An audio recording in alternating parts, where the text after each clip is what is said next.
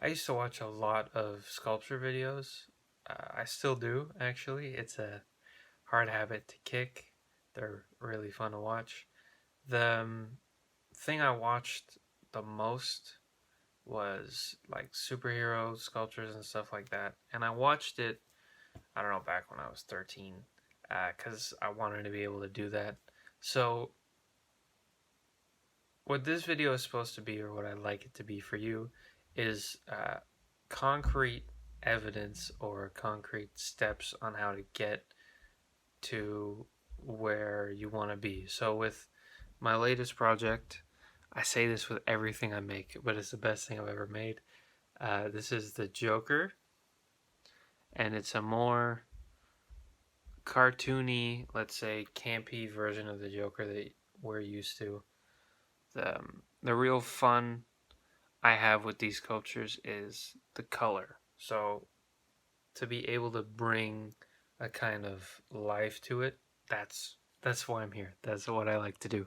But if you watch a voiceless time lapse of someone making things, you get the concrete kind of like you get the art side of it. You get the craft. So you see what kind of wire someone uses, or you see the clay they use, and you see how they apply the paint and things like that. But there's more to sculpture. There's more to art than just how you do it. Right? There's ideas that you want to convey, and you have to know how to convey them. So I want to use this video as a way to explain to you that it doesn't come out of nowhere. Art that has a feeling to it, there's ways to do it. Like, I've been trying to learn how to write stories, so I just Googled it. I Googled, how do you write a good story? And something comes up. People have made rubrics and things to follow, right? There's like that one I learned in school.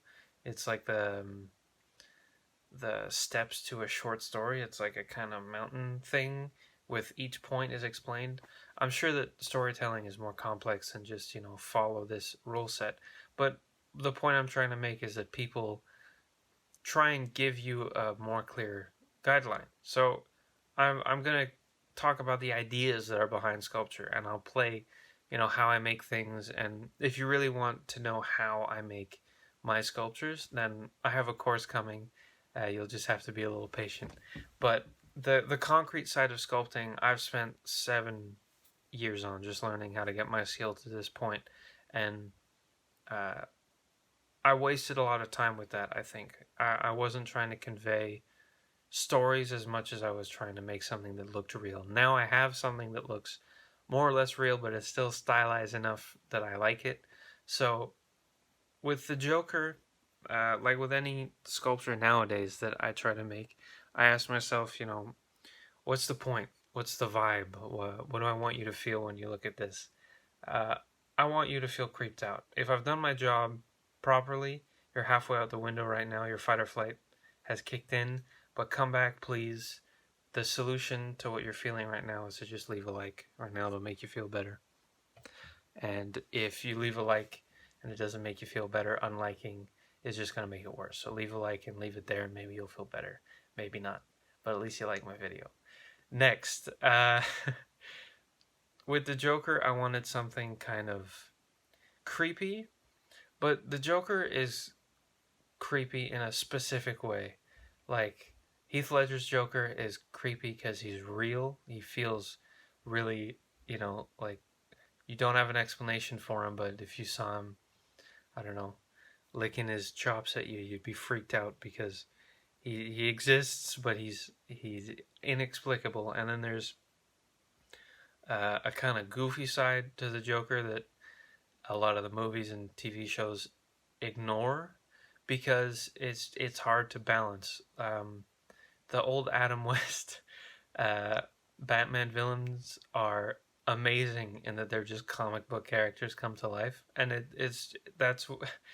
that's what you want when you read a comic book. You want to see how it would be, and if it's a goofy comic book, then you want to see a goofy character. So, um, I wanted creepy goofy, and I think I got there.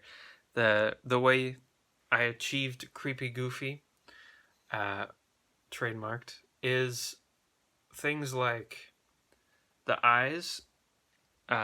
You could say the eyes are the most important part. You could say all of this is the most important part. I don't know, point to his tie and say that's the most important part. But what I think really is the most important part is the eyes.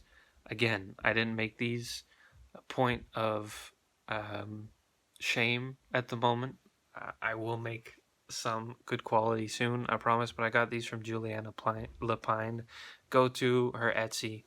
They're not super cheap, but if you want to boost your sculpture, go for it. So needless to say, the Joker I wanted to convey is goofy and campy, but he's off-putting. So like, I use a lot of references from Sideshow Collectibles. Anything they make is gold. I mean, I was closely watching one of their sculptures of the Joker, and he's kind of like putting his hand out with the buzzer thing, and he's got a crowbar behind his back, and the buttons on his waistcoat are the 4 suits in a deck of cards, which is just unnecessary, but it is necessary. You know, the little things count. So that was a genius idea, and I wish I had it, but I put little, I hope you can see it, I put little J's on our Joker's buttons. So it's about hiding certain things. Like you're trying to make little details that look like everything is detailed, and that the viewer just happened to look at the detailed parts. But what you're actually doing is you're saving time.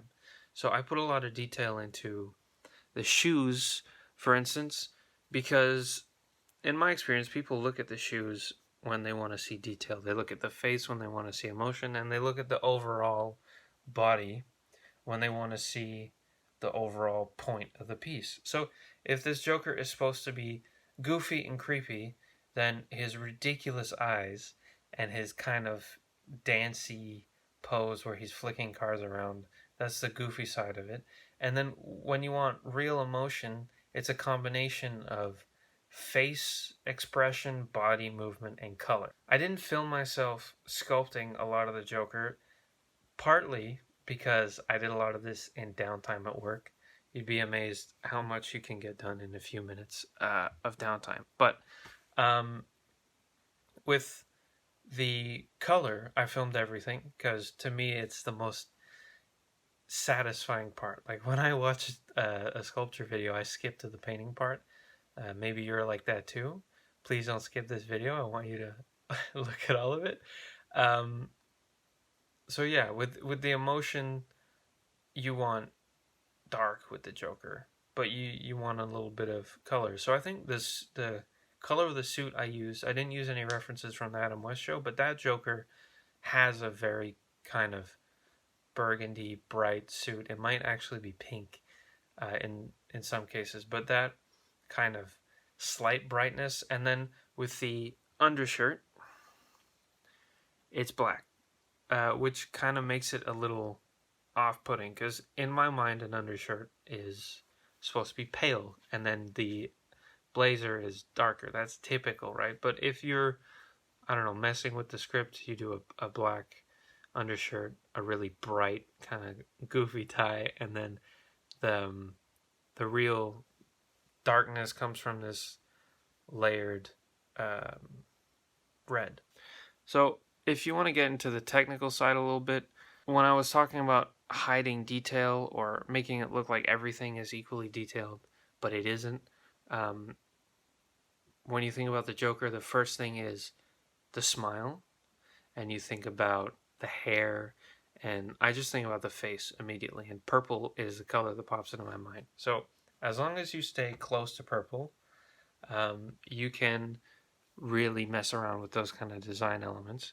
But with the smile, that's crucial. So you're gonna look at the smile. So I spent way more time on the smile than anything else. I used a clay called Kato Poly Clay. It's translucent.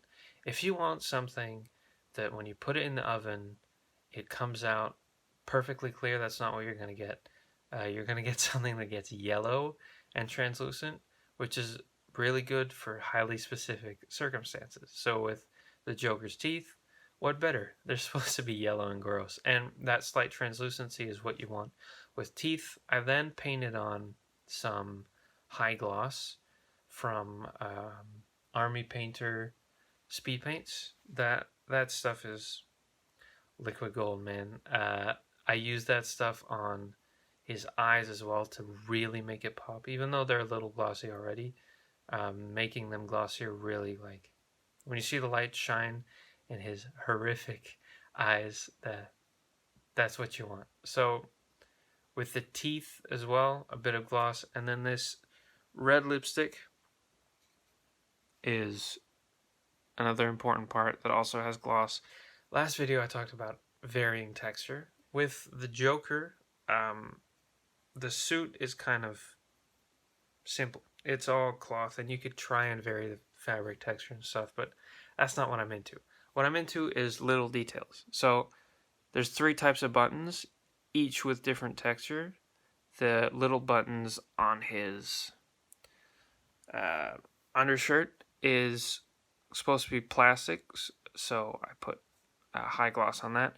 Then these waistcoat buttons are a kind of flat gold, and then these I already mentioned are engraved with a J. So when you look at the middle of this piece, you see 3 different textures, which means someone is going to go, oh, that's detailed, but it's not really. It's just details I put there to make you think it's detailed. Have I made this point? I think I've tried to make it like 3 times. We'll move on. The texture in other places, like the gloves, for example, they're supposed to be leather, but they're made out of clay. So is everything else you see, mostly. Which means what really sets it apart is the finish. So if you, let's say, are working on a project and you are at the final steps and you think, I should have done this before baking. Like, I don't know, I should have added texture to his gloves to make it look more like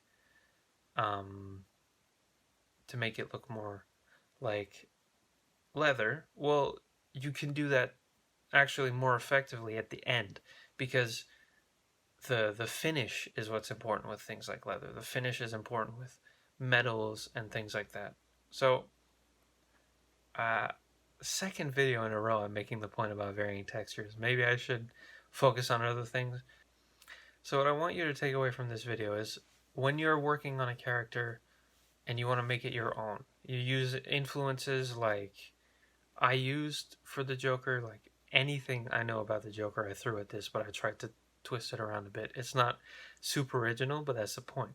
You're adapting. You're telling a story as an adaptation. If I invented the Joker, I'd be a millionaire. But because I'm using what's been laid for me, I get to pick and choose things I like, things I don't like, and then I can make this kind of amalgamation of the Joker.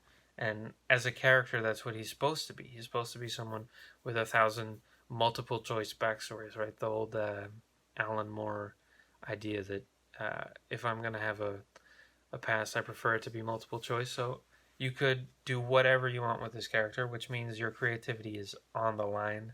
You're supposed to be able to just show off, and that's what that's what art is. It's showing off the skill you've been working on for years. So I hope this video kind of helped you.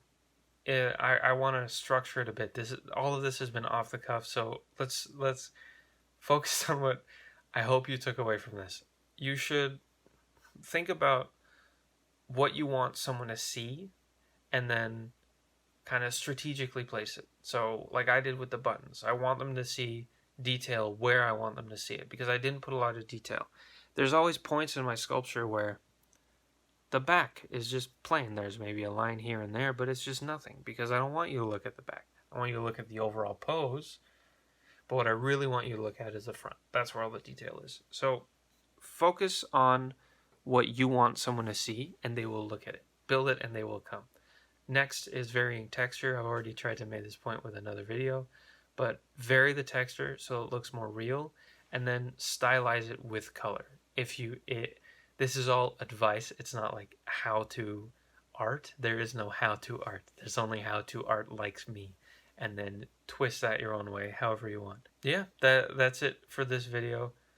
I hope you like this kind of off the cuff talking combo with sculpture. I'm getting a little bored of the voiceless time lapse formula myself, so let me know what you think.